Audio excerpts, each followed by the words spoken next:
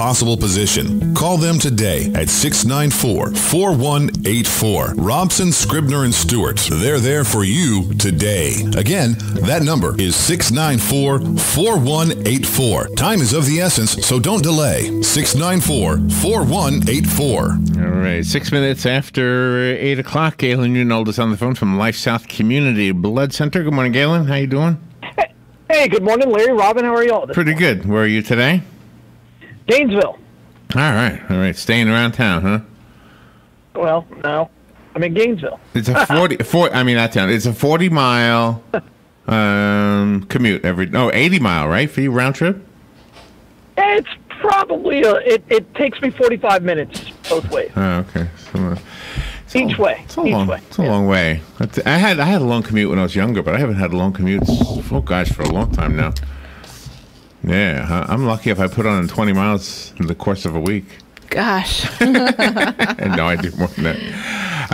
Hey, yesterday we had a guest on, and she was talking about the value and the scientific evidence that indicates the value of reading to your children with a book as opposed to an ebook. Did you or your wife do that when your kids were little?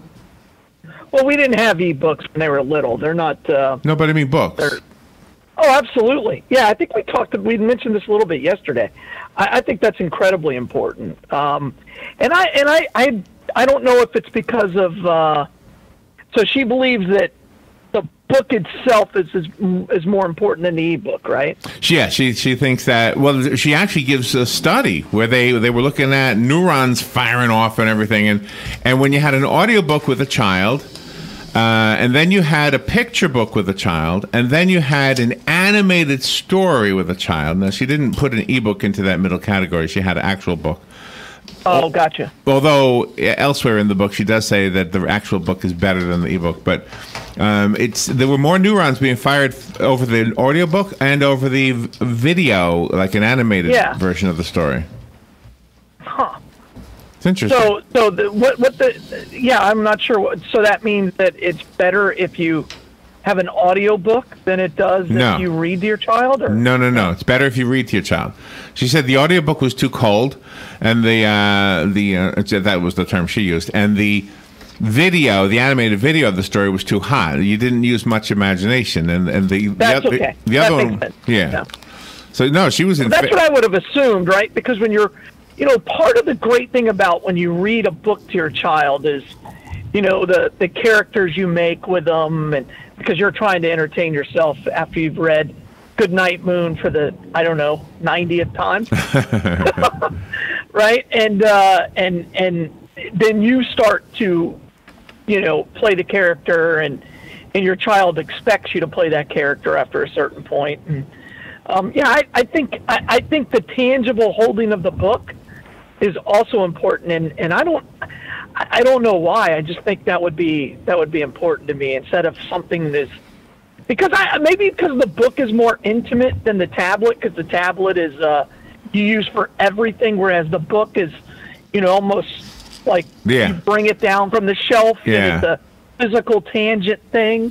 Does that make sense? That does make sense, and that sort of goes along with what she was saying about that. She was saying that the tablet, the kids know that behind that story is the internet, and you can do anything on there. So there's a distraction about this book is boring. Can we do something else, Grandma? Right. As opposed to just a book, that's just you're looking at the book and the pictures. So kind of interesting. Yeah, and I think the pictures of the book are just as important as the book itself. So who did? Especially as you get older. So who did it? You or your wife, or both? Or both. And did the grandparents do it too? Yeah, absolutely. Yeah. But, when it would depend on the book, like she had books that what was the book? The worm book. I forgot. The Hungry Worm or something? The Hungry Worm or Hungry Caterpillar? Yeah. It was hers, and mine was a Goodnight Moon, and your children gets, I won't say a rut, but they get into that routine where they want you, whoever you are assigned a book, and that's the book you're expected to read. right?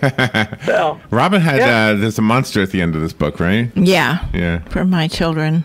But I think it's more important than just taking the book and giving it to your child. It's just the sense of the child sharing it with an adult, and you're sitting there in a cozy situation, turning the pages and reading the book, as opposed to just throwing a book at a child and say, here, you go ahead and read it. Well, they, once they can read it, then it's a kind of a different act. I mean, we're talking about kids who can't even read yet, I'm assuming, right? Yeah, yeah, absolutely. Once Caleb, my oldest, could read, he didn't want you to read. No, that's usually at the end of it. Yeah, yeah. And then Tristan, my youngest, had books that only Caleb could read to him. So, because his brother could, read it. Yeah. So there were books that only he could read to his brother. Okay, so this is a twofold question. One, you as a dad, and one, you as a son. Do you think the pivotal? I don't know if pivotal is not the right word. The memorable moments where you actually learn something about your father, or where your children actually learn something about you. Do you think they came few and far between, or do you think there are many, many? Like, if you sat down to list all the moments you had with your dad, do you think, or the ones with your sons, do you think they would think of the same moments? I don't know if they would think of the same moments, but no, I think it's just like any relationship. It's time, it's quantity as much as it is quality. It is, yeah. Spending time, and do you know what I remember? I remember going camping with my dad, and when Alex got older, not older, but he was like 5 or 4 when I first took him camping. Remember? Mm-hmm. I took him to the KOA here in Ocala, which isn't there anymore.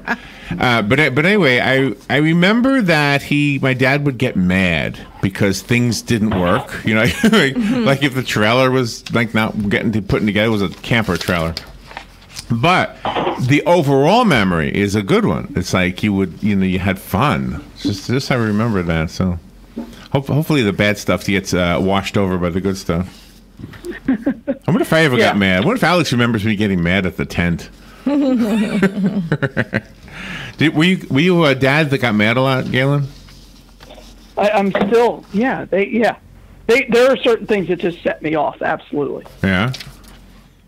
Yeah. What angry times do you think your children will remember from you? Well, I don't know. That's a good question.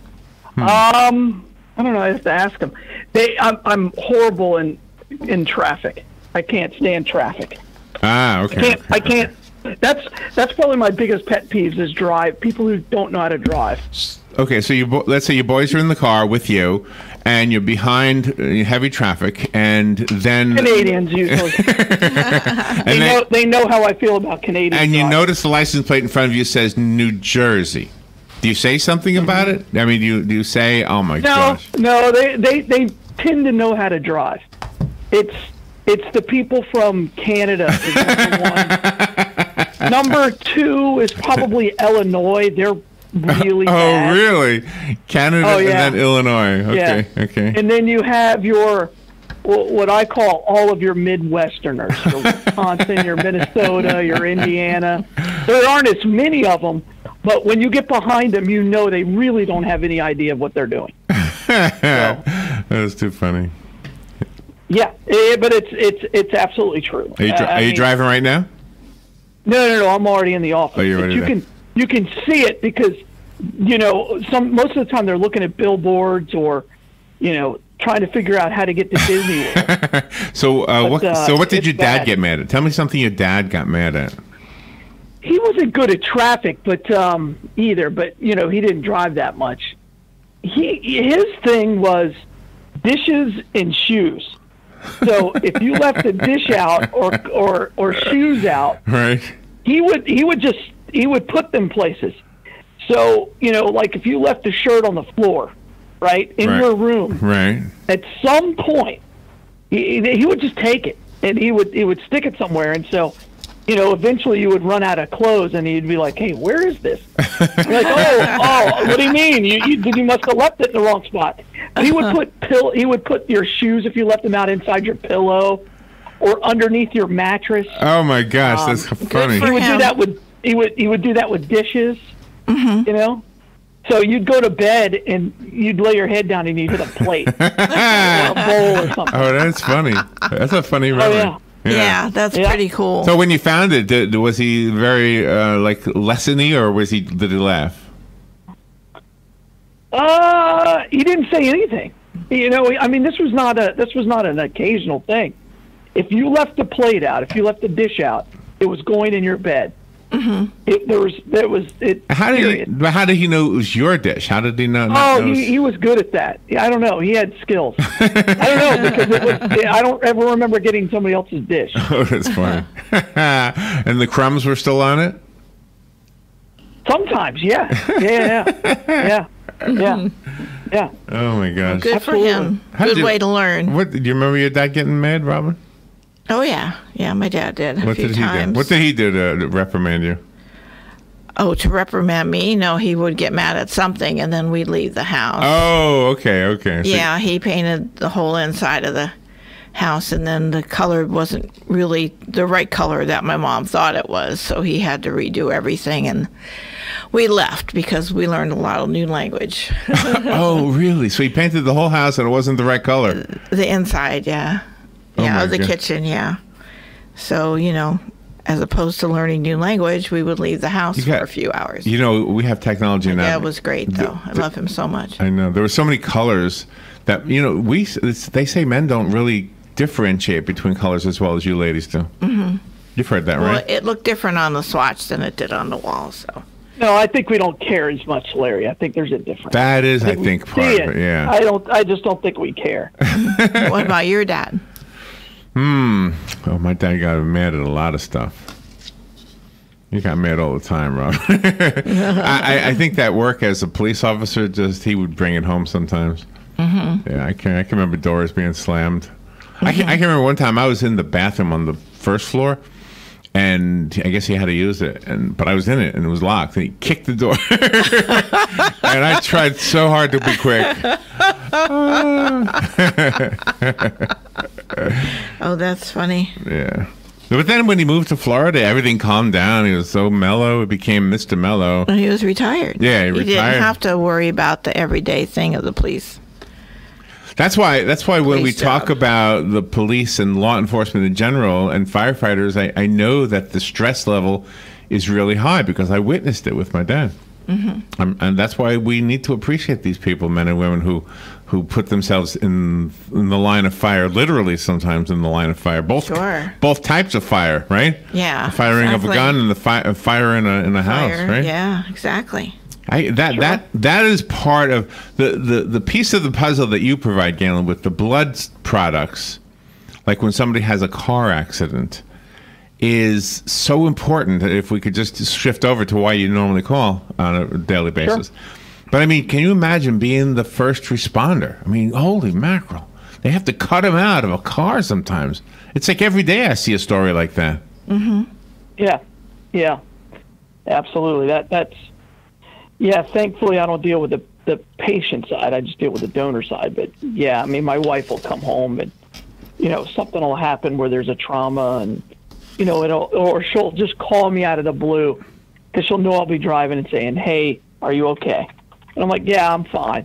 Okay, because, you know, she'll get a call for like a 48-year-old male, you know, inbound, and she'll instantly think of me, or an 18-year-old male, and she'll think of her son. And so, yeah, it's part of it. Well, every time I hear of a wreck on the interstate, I think of you and Alex. Because you're the two who drive on that interstate all the time. Sure. I always think of you guys. Yeah. Yeah. So, wow, that was a crazy way to get to where we need to go. All right, how is the blood supply today?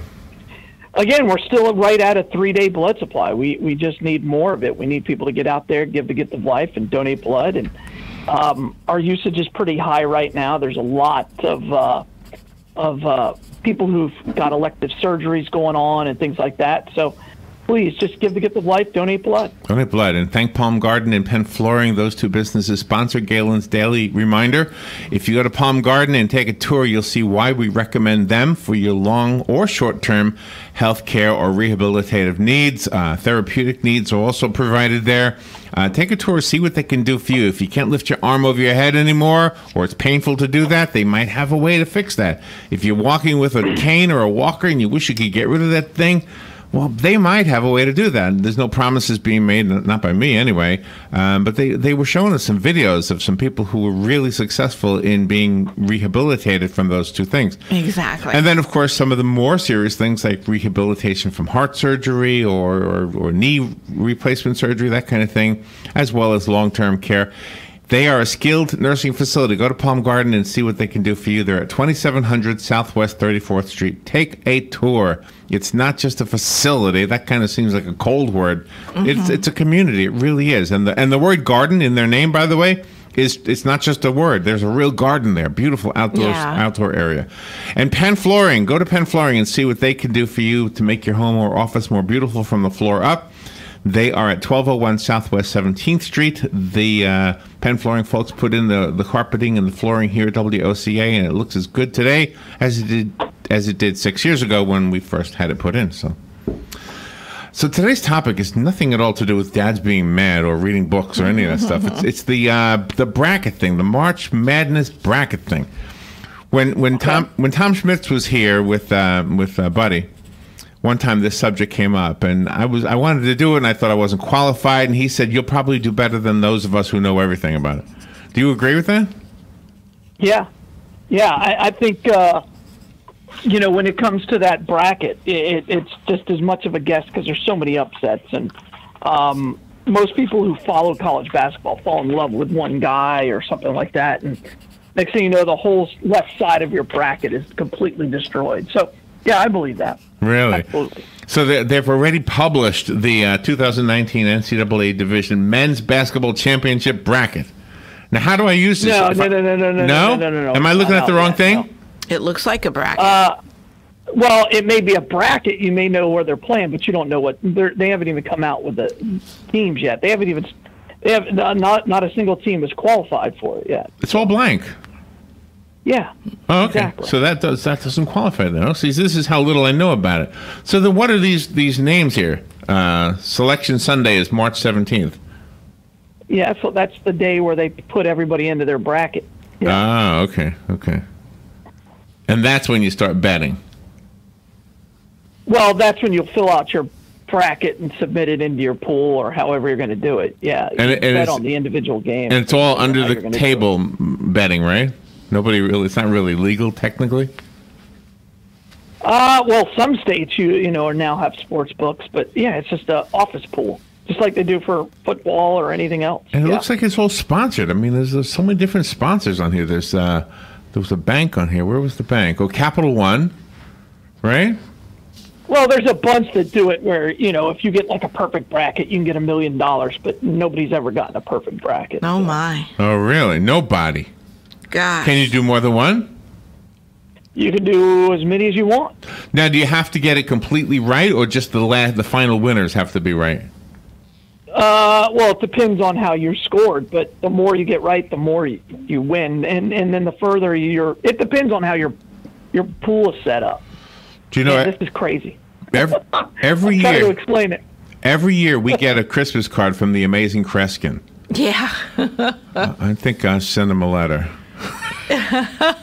Okay. Yeah, we've had him on before. We've interviewed him. Yeah, he's psychic. Yeah, so he should know, right? I'll send him one of the brackets, ask him if he can fill it out and send it back. Yeah. I have no idea who that is. You don't know Kreskin? Really? I think he's before Galen's time. Yeah, probably. He's one of those famous psychic guys. But like later on in life, he said, "Well, it was just a little trick. I wasn't really psychic." Right? Didn't he say that? Yeah, he did. He said that. Yeah. What, you believe that he was really psychic? Yeah. Well, he put himself out as if he was. Yeah. Yeah. Oh, okay. So did Uri Geller. Do you remember Uri Geller, or was that before you too? I have no idea who that is. Oh, really? Mm-hmm. Uri Geller bends spoons. Yeah. And I remember thinking, why is he bending a spoon? Why can't he bend a beam, like an iron beam from a building? Yeah, they exactly. pretty much figured I think all those are tricks. I'm almost amazed that people think that people are actually psychic or something. Penn Jillette does a speech. He does a lot of speaking engagements, and one of them he said that a magician is lying to you, but with your consent. If you're paying to come into the audience, you have given us consent to lie to you. And yes, kind of fun. And the amazing. You know who the Amazing Randy is? Do you know that guy? No. Well, the Amazing Randy was a magician who would challenge all these people who said they were psychics, and then recreate the trick that they were doing, but say, "Look, I'm not a psychic. This is just a trick, and here's how you're doing it." Uri Geller one time was on the Tonight Show, and he was famous for bending spoons. So he had he was on Johnny Carson, and Johnny Carson got him really good. He had brought out all these spoons. He said, "Go ahead, pick a spoon and bend it." He was it with it. He's like, "No, I use my own spoon." Yeah, he only wanted to use his own spoon. Yeah, he couldn't bend these other spoons. You know, I can do certain things with my thoughts, though. If you think about it, I can do things. Yeah, you can. Like for example, if I'm thinking about going to get a glass of water, I can do that. You can. I just go get it. It wouldn't happen if I didn't think about it. No, that's right. Right? I guess that's true. Or I can think about turning off the light. Right? Just get up and go to the light switch. That's right. Sure. Oh my gosh. Those psychics are amazing, though. Sometimes they're dead on. Oh, I had a real Sometimes psychic they're moment, spot Galen. I had a real one. Okay. I did. All right. See, he doesn't believe me. No, I'm waiting for the story. Oh, you want to hear the story? Okay. Okay, so I worked. I thought you were going to tell a story. Yeah. All right. I worked for the Juvenile Detention Center, and my job was called Community Youth Leader, and the job was for those youthful offenders that were on house arrest because what they did wasn't that bad. So the judge says, "Look, just stay at home." And so they would assign me and guys like me to check up on these kids without any warning. So I would show up at 2 or 3 or 1 or 5 or whatever time. And if they weren't home, then they had to go back to the detention center. The rules were that if you were going to leave, though, your parent had to call and tell me when and where and when you were coming back. So I was done for the day, and I was falling asleep on the couch, and I was half asleep, and I saw this woman in my brain, like in a dream, on the phone, and I knew she was calling me, and I sat up, and I told my sister, Mrs. So-and-so is calling me right now. The phone's going to ring. This is before cell phones or anything. The phone on the wall rang. It was her, and she told me she was going to go to the store with her daughter or whatever it was, and I couldn't believe I had a moment like that. But I can't conjure it like at will. I can't just say. Just can't do it. Yeah, I mean, and how long ago was that? I mean, that was a long, long time ago. Yeah. I wish I could do it all the time. It would be awesome. Decades. But it did happen, so that made me think there must be something to it. Yeah. Yeah. See, right now he's thinking it was a coincidence. I don't think it was. No, I'm sure Galen had moments no, like that. I do not believe in coincidence. So. Well, this is what people say. There are no coincidences, but think about this.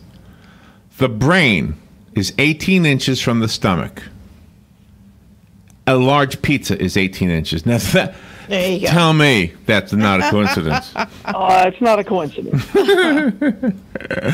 right. Where's the Bloodmobile today? Hey, today we're at Seidel. So hopefully we have a great day, and we expect a great day. And you can also come by the donor center right there on the boulevard at East 1607. We're open today until 6 o'clock, so come by and see us. Those guys who work at Seidel, those ladies and guys, by the way, they are amazing because they learn a specific thing that they can give people advice on. Isn't that amazing? Yeah. Sure. Yeah. So if you have a friend at Seidel and you have an Apple and he's good with Apple products, you can pick his brain. There you go. All right. Be careful out there again. We'll talk to you tomorrow. All right. Bye, all. All right. This is WOCA Ocala. Fox News, I'm Chris Foster. Vermont Senator Bernie Sanders announces he's running for president again. Our campaign is about transforming our country and creating a government based on the principles of economic, social, racial, and environmental justice. Senator Sanders, in a video released this morning, he won primaries or caucuses in 23 states in 2016, losing the Democratic Party nomination to Hillary Clinton. 16 states are suing over President Trump's emergency declaration to pay for a southern border wall. The suit was filed by California's Attorney General Javier Becerra. The Attorney General says there's no basis for an emergency declaration, that unlawful entries at the border are at a low point. The suit alleges that aside from illegally diverting funds, the declaration exceeds the power of the executive office and violates the Constitution and federal statutes. Fox's Jessica Rosenthal in Los Angeles. This is Fox News. How does Welch's get over 40 whole grapes into every glass of antioxidant-filled grape juice? Easy.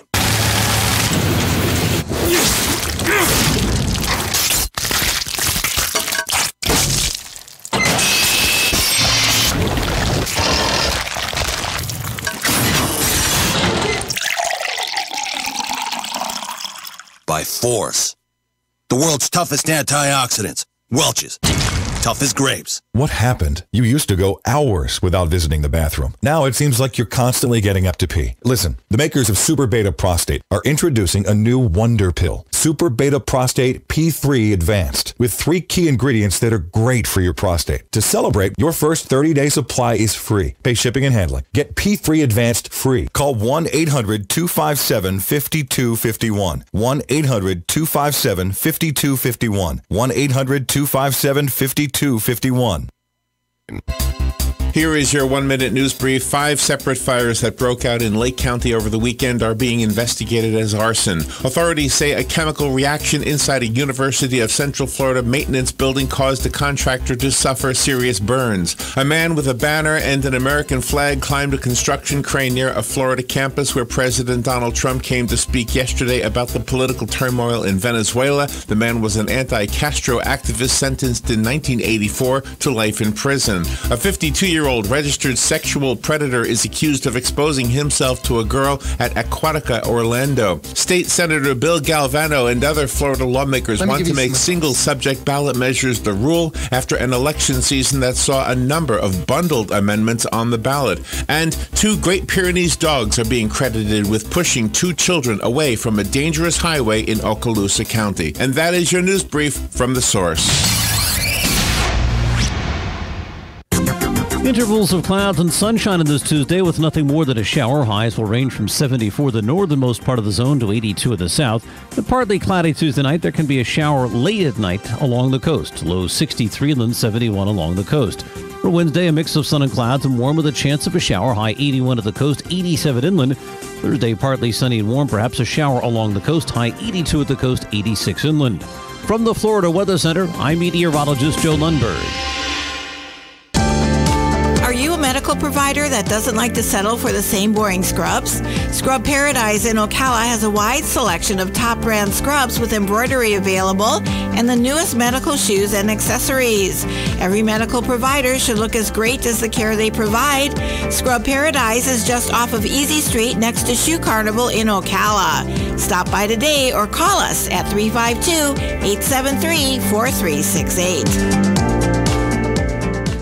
Freddy's Specialty Sundaes, classic American treats, made with freshly churned, rich and creamy frozen custard. Welcome to Freddy's Frozen Custard and Steak Burgers, the taste that brings you back. So now that you have your heart set on Freddy's, all you need to know is how to get there. That part is easy. Just go down Highway 200 in Ocala east of I-75.